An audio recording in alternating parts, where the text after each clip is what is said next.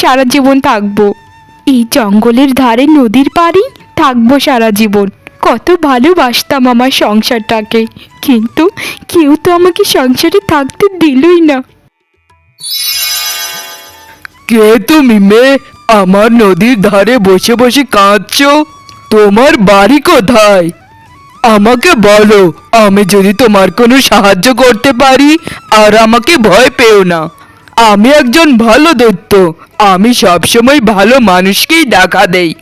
আমি এক হতভাগা স্ত্রী দৈত্যমশাই। আমার স্বামী তার মা আর ভাবির কুমন্ত্রণায় আমাকে বাড়ি থেকে তাড়িয়ে দিয়েছে। আমাকে কেউ ভালোবাসে না, কেউ সহ্য করতে পারে না, সবাই শুধু ঘৃণা করে। আমি চাইতাম বিয়ের পর সবার সাথে মিলেমিশে কাটাবো, কিন্তু হলো তার উল্টো। বাবা মা আমাকে কত ভালোবাসতো, কিন্তু এখানে এসে কারো ভালোবাসা আমি পাইনি। তাই আমি সিদ্ধান্ত নিয়েছি বাকিটা জীবন এই নদীর পাড়েই থেকে যাব, বাড়িতে আর যাব না। তোমার মতো ভালো একটা মেয়েকে এভাবে কেউ কষ্ট দেয়?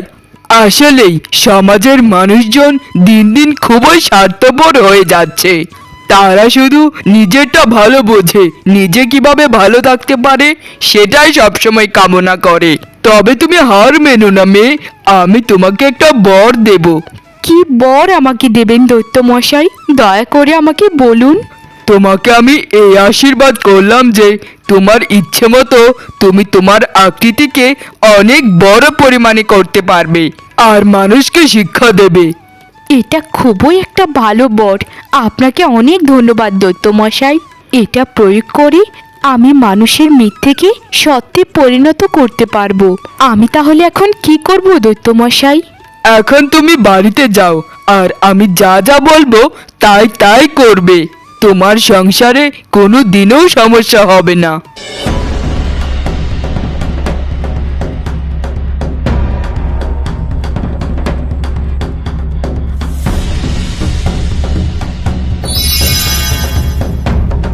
মা মা দেখুন, ওই অসভ্য মেয়েটা আবারও বাড়িতে ফিরে এসেছে।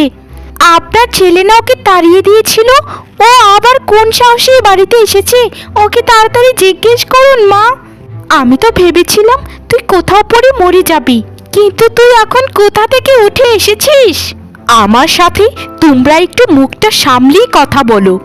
আমি আর তোমাদেরকে ভয় পাই না, অনেক তোমাদেরকে ভয় পেয়েছি। ভয় পেলেই আরো তোমরা ভয় দেখাও।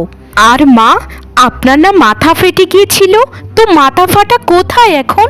মাথা তো সব ঠিকঠাকই আছে। আর আমাকে তাড়াতাড়ি বলুন, আমার স্বামী কোথায় গেছে? আপনারা অভিনয় খুব ভালো মতোই জানেন। এই অভিনয়ের সমাপ্তি আজ আমি করবই করব।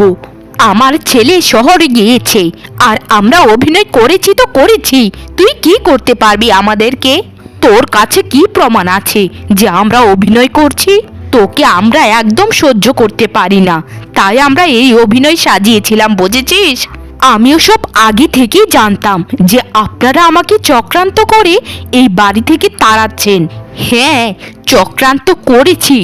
এখন তুই আমাদের কি করবি সেটা আগে বল। এবার এসেছিস তো ভালোই হয়েছে, এবার আমাদের দুজনের হাতেই তোর মৃত্যুটা লেখা আছে।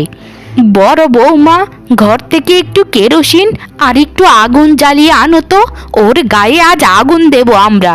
আমি কিন্তু এখনো ভালো মতো কথা বলছি, ভালোই ভালোই বলছি।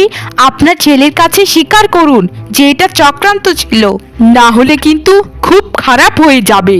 স্বীকার আমরা করব না। কি করবি? হ্যাঁ, কি করবি আমাদেরকে? কি করব? তাহলে এই দেখো, আজ তোমাদের দুজনকে আমি খেয়ে ফেলবো। আমার কথা যদি তোমরা না শোনো, আমাকে যদি আরেকটু রাগাও, তাহলে কিন্তু তোমাদের মৃত্যু হবে আমার পায়ের নিচে পিষে পড়ে। ও বাবা বাবা বাবা বাবা গো, ছোট বৌমা, তুমি এত বড় দৈত্যের মতো বড় কি করে হয়ে গেলে? ছেড়ে দাও, আমাদের দুজনকে ছেড়ে দাও, আমরা সব কিছু স্বীকার করব। আমি রাজুকে এখনই খবর পাঠিয়ে শহর থেকে গ্রামে আনছি। আমি সকল কিছু খুলে বলবো। আমাদেরকে দয়া করে মেরো না বৌমা, আমাদেরকে ছেড়ে দাও। আমি কিন্তু আপনাদের মতো নির্দয় নই, না হলে এখনই পায়ের নিচে পিষে মেরে ফেলতাম। তবে শেষ একটা কথা বলে রাখি, আরেকবার যদি কখনো আমার নামে চক্রান্ত করেছেন আপনারা, তখন আপনাদের হবে সেদিন শেষ দিন।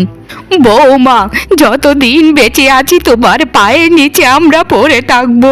কোনো দিনও চক্রান্ত তো দূরের কথা, তোমার দিকে চোখ তুলেই কথা বলবো না। ঠিক আছে, এবারের মতো তোমাদের কি ক্ষমা করে দিলাম। তাড়াতাড়ি তোমার ছেলেকে খবর পাঠাও, এখনই সব কিছু স্বীকার করো। না হলে যদি না স্বীকার করো, তাহলে তো জানোই কি অবস্থাটা তোমাদের হবে। জানি জানি মা, জানি, আমি সব কিছুই জানি। তুমি আজ থেকে আমার ছোট বৌমা না, তুমি আমার পেটের মেয়ে, আমার আপন মেয়ে।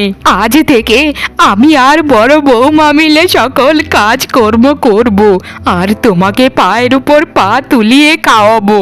ক্ষমা করো মা, ক্ষমা করো আমাদেরকে। ঠিক আছে, ক্ষমা করে দিলাম, কিন্তু পরের বার থেকে সব সময় একটা কথা মনে রাখবেন, সংসারে অশান্তি করলেই আমার হাতেই আপনাদের মৃত্যু হবে। আপনাদের মতো লোকদেরকে ভালোবাসা দিয়ে না বুঝিয়ে শিক্ষা দিন।